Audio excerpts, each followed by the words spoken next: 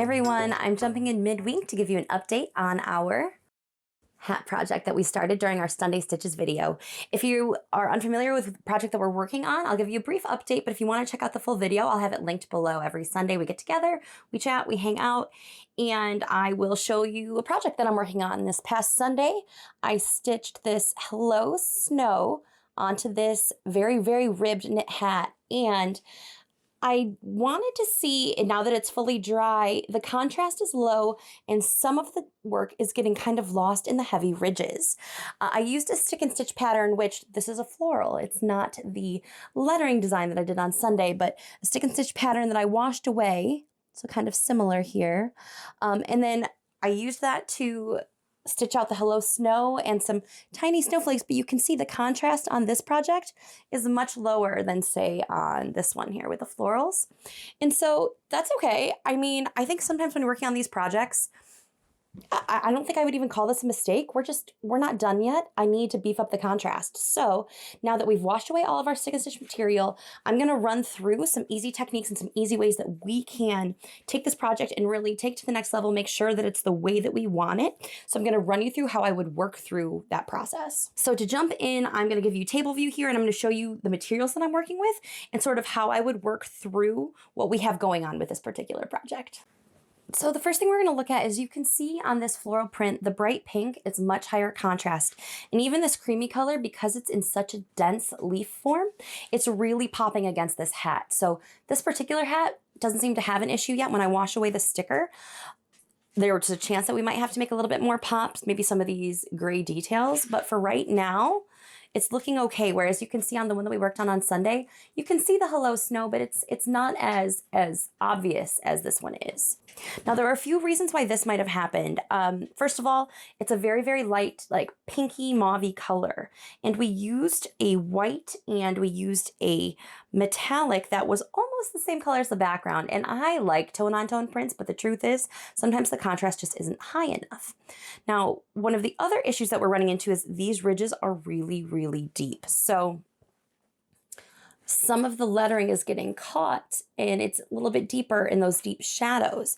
Now, usually this is one of the first times I'm using a hat that's this deeply ribbed, but I just love this pattern, so I couldn't help myself. Sometimes you just have to work on projects. But in the past, I've worked on ribbed projects where, like, for example, this one, you can see this ribbed hat here, the ribs are much shallower. They're not as deep and they're not as obtrusive, so it was much easier to get my florals to lie on this hat nicely. Whereas this deep, deep, deep hat, there's a lot more hills and valleys that we're dealing with. The other difference with this hat, again, is that we have some densely filled spaces with our florals. My favorite style of hat to work on, if you're thinking about tackling a project like this and using stick and stitch stickers or just doing florals on hats in general, are hats that have very little ribbing. Now, I mean, there's an inherent rib when you have like a knit or woven material, but these hats here, you can see very, very, very little ribbing relative to these two. So if this is high rib, medium rib, low rib, the low ribbed hats are easily my favorite. So if you're working on stick and stitch stickers and you want an easier project to work on, these are my favorite by far. I love these just hats that don't have much ribbing at all. The work comes out beautiful and nice. And you can see if you're using high contrast thread, the work just pops. It's gorgeous. And if you want me to do one of these style hats on a Sunday, let me know. I'm more than happy to stitch up some of these florals for you. These are my favorite. These are the ones that I like to sell at markets. But when I'm working on just like a project for me, like this one, I was channeling my, inner, Lorelei Gilmore here with the snow.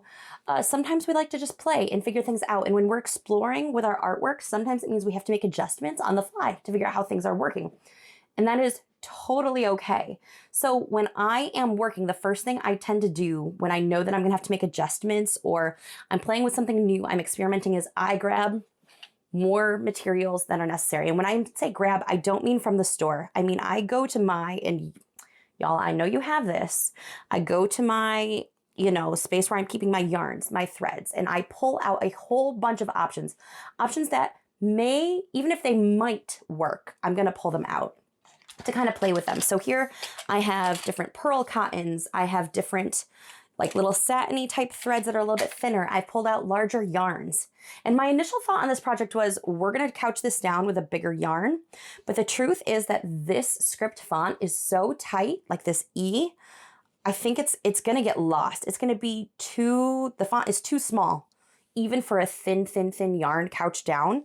So what I think we're gonna do is we need to go one step down, and I'm going to use a pearl cotton. Now, I really loved the idea of sticking with like a nice white or cream colored font for the Hello Snow, but the truth is, I don't think it's gonna be enough contrast. So the first thing we're looking at is the width of the material, the thickness of the material that we're using. That's number one. This was too thin to work with these big ridges. We needed something thicker, or we need to double up the thinness of this. This isn't gonna quite work, but I think pearl cotton is. Now, the next thing we want to look at is, as much as I love the white, it is just not popping. But some of these other colors will. And I don't think like blue or yellow are really gonna go. It's not the right vibe for this project, but this purple here, I think this purple is gonna be great. This is a hand-dyed pearl cotton, and you can already see that contrast is so much better. And if I double it up, and I don't know if I can, I'm gonna experiment, I think that we can get that to really work well for us. And I think it's gonna pop on this project. So we're gonna give that a shot. I also have like a bluey purple variegated pearl cotton, but I'm afraid that some of the colors in here get really light, and I don't wanna run into the same issue. We're solving this, and we are gonna go in that direction. I have some other little, gosh, I have to respin some of these spools, but I have some other shades of purple here, but they're a little bit more, they're not quite the shade that I would want to go with. And of course I'm tempted to use pink, but we just ran into using lighter colors and that wasn't going to work. And these lavenders and mauve colors are just too light for this particular project. I would love to use them. I think they look gorgeous together, but I think we need to just be bold, and we're going to use something that's a little bit darker. So I'm going to go ahead, and the only thing I'm debating is whether I'm going to stitch through this or next to it. So you got to decide whether you want to completely cover up what was there. And one of the issues that we'll face is if you want to completely rip this out, we won't have the marking there. So I don't want to rip out the Hello Snow. I don't want to rip it out. I want to leave it there so that I know where to stitch, because this would be a really hard hat to mark on with all the ribbing and all the weight. That's why we use the stick and stitch sticker to begin with. So I'm wondering if I want to stitch just to the side of the lettering that we already have. And I think I do, because I don't think we want to completely cover up our work. I'm going to try that, and if it's just not working, then we will make another adjustment. But you've got to decide if you want to stitch top of line, bottom of line for your horizontal lines, or left of the line or right of the line for your vertical lines. And when you have a loop, which we have a lot, we have an E, we have L's, and we have O's, we got to decide where we kind of want to stitch that. So I might just say I'm always going to stay like to the outside. We'll see. I'm not a script professional, but we're going to see how this pans out. I'm just going to take a standard embroidery needle here. This is a size 5, and I'm probably going to, I don't really want to do a whipped back stitch unless I have to. I'm thinking we're going to do a split stitch. Let's try it. It's okay to mix your stitches once in a while too. So we're going to just go ahead, tie off our knot. This strand is probably way too long. Don't do what I do, friends. Actually, I might just cut it down now because I could easily get 2 strands out of this. And you see, if you're using hand-dyed materials, you'll see every now and then you're gonna have a light section that just might not have caught all of the dye. That's okay. I'm gonna actually just use that as like a tail end where it's not gonna be seen or used. So I wound up making that like my knot section at the end of my next strand when I go to use it. So we're gonna experiment here. I'm gonna go ahead and start split stitching. We're gonna see if it works, and if it doesn't, we're just gonna adjust again, and I will keep you here for the process. My gut is telling me to stay to the right of everything, so we're gonna just attempt that. And do I need 2 is the question. Will we be okay with 1? Okay, friends, we're gonna try with 1. These projects can take a while because sometimes when we're experimenting, if something's not quite working, it might take us a few renditions to try again. And I think that's where a lot of creatives kind of feel like they've failed or they've given up. And the truth is, I don't really know. I mean, maybe this is a mistake. We can call it a mistake if we want to, but the truth is, we're just not done yet. We're going to add more. We're going to adjust. We can take away if we need to until the project is right. And I think, oh, see already, can you see? Yeah, that definition is so much better. We're just doing a split stitch. So I'm taking a little stitch and coming back up midway, and I'm just coming back down. I guess, I don't know, maybe this is a split back stitch. I'm just splitting the stitches that I'm taking. No, this is a split stitch. I had to think about it. I mix up my back stitches and my split back stitches and my split stitches, but I think we're gonna be okay. I'm gonna hop under this H here. Oh my gosh, the purple is bringing out some of the earthier gray mauve tones, so I'm happy. I'm really happy with that. Where we're gonna have a little bit of a challenge, and this is okay. We like challenges. Challenges help us grow our skills, is when we start getting into these loops. But let me tell you, if we can get through that, we're gonna be able to get through this project. So we just might have to be kind of selective about how much of this purple we are adding and where we are adding it. Okay, so I'm gonna go on the, let's see, I guess we'll do this other one. And again, I'm not using a hoop here because this is a very, very, very thick hat. If your hat isn't very sturdy, by all means, use a hoop. I'm also not pulling incredibly tight, so I'm not giving a ton of tension to my thread as I'm pulling it through. So that's going to help with buckling. But if you're feeling like you really need the extra support for your project, by all means, you can hoop up your hat. Do like a small hoop, like maybe a 4-inch hoop, and you can move it if you need to. You could even do maybe a 5-inch hoop if you really wanted to.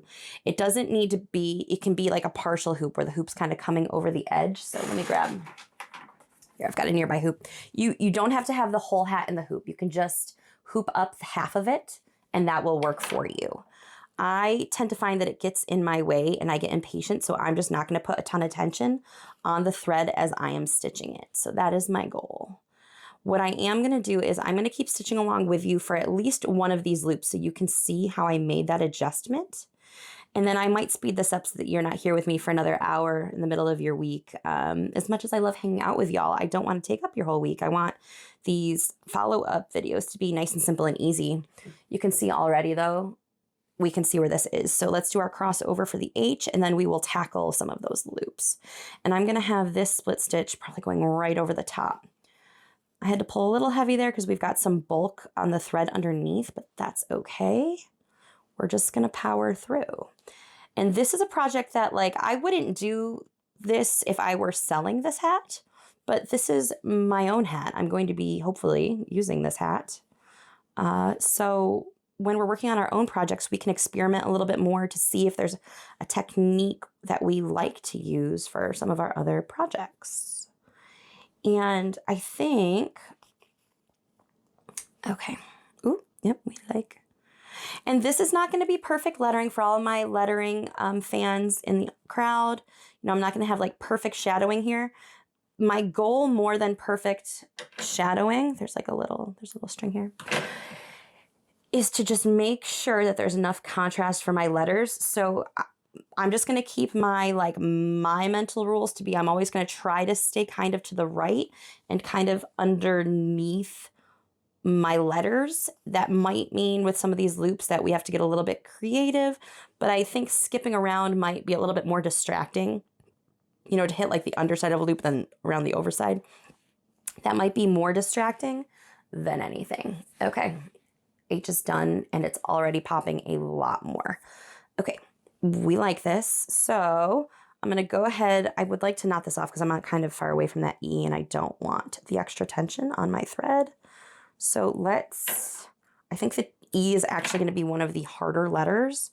So let's attempt the E, and if we can get through that and it looks okay, I'll speed up the video and then I'll show you what the results looked like, and we'll see if we need to add anything else to this hat to make it, you know, the way that we want it. So let's see, we want to kind of stay under and to the right. But you know what? I think it's more important on this part. I'm just going to stay to the outside with this E because the little loop in the middle is quite small. I don't think it's going to give us enough space. So to really maneuver, you know, in the E and then back out of the E again. So we're just going to keep to the outside. I am fully aware that this is not a lettering. This is not the best technique for, you know, shaded lettering, if you will. But my goal, again, is to just give our project some definition so that we can actually see the letters as we go. Okay. And we kind of want to make sure that our little loops are staying to the outside of where we were. And we're just going to go right through here.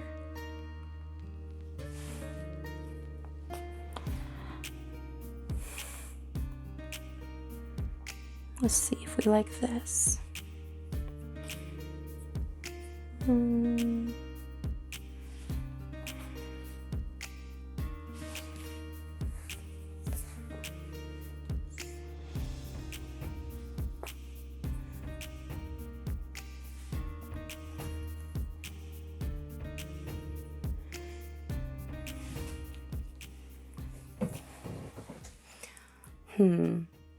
Just thinking, because it is pretty wide. All right, I take it back. We're gonna back out just a little bit. Let's see if we can back this up.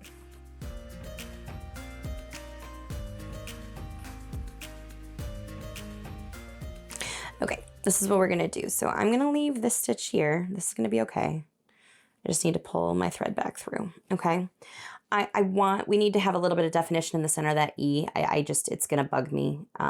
Do we have to? No, we don't have to, but it's bugging me. So I just wanna see what a little stitch on the inside of this E is gonna give us. Okay, so I'm gonna come up almost in that thread. Okay. We're going to kind of extend it, maybe even like over exaggerate that stitch a little bit into the floss if you need to. Yeah. Okay. Yeah, that's going to make that pop a little bit more. Now that looks like an E.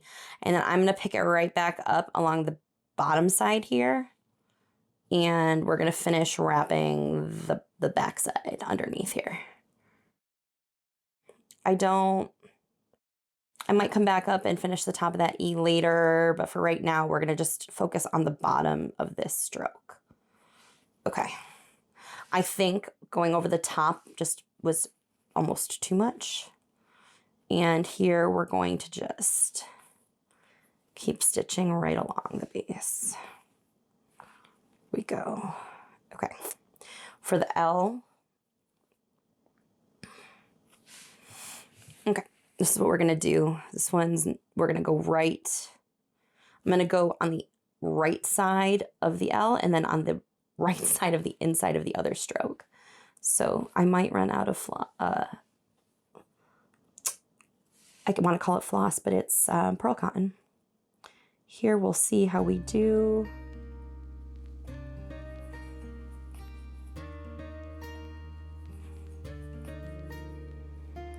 We're gonna go all the way to the top here. We're pretty close to. So we want to define that entire L. We do not want it to get lost.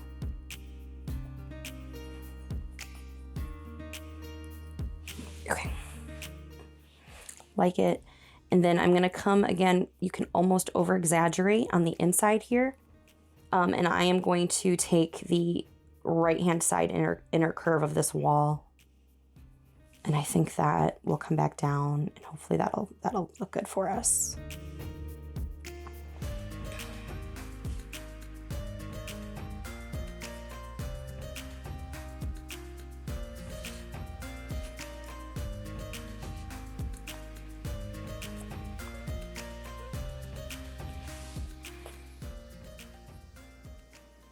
Okay. I'm about to tie this off, but I want to show you what that looks like. Yeah, you can kind of see that a little bit better.